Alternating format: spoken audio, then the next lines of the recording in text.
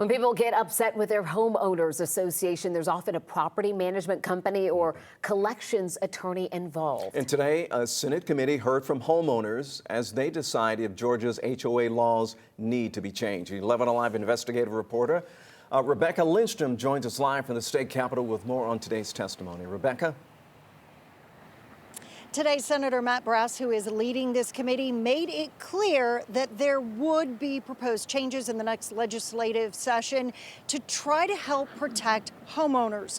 Today, property management companies that work with HOAs tried to explain how the process should work, noting that according to their surveys, most of the 3 million people who live in HOAs here in Georgia are happy. But when asked, they admitted Georgia has no recourse outside of a lawsuit when a board fails to follow the law or even its own rules.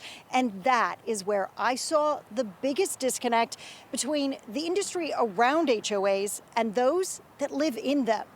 When they go off the rails, it is the most fundamental democratic process. The community can elect new leaders, and I've seen that happen as well. So I often say to the owner who is really angry with their board, run for the board. It's everybody's right. There needs to be oversight. There is no oversight of the HOAs. Unfortunately, we kind of know it. We know it's like a wild, wild west. It really is a wild, wild west. And everyone wants to put their hands in the pot. Everyone wants to get the money. Industry groups did voice some support for limiting foreclosures to people who fail to pay dues instead of things like violations for tall grass or busted mailboxes. They said we should increase the education provided before someone buys into an HOA community. We need better communication on violations, as well as a period of time to resolve the issues before those fines are assessed. And perhaps a requirement that HOAs maintain a reserve for large or unexpected repairs.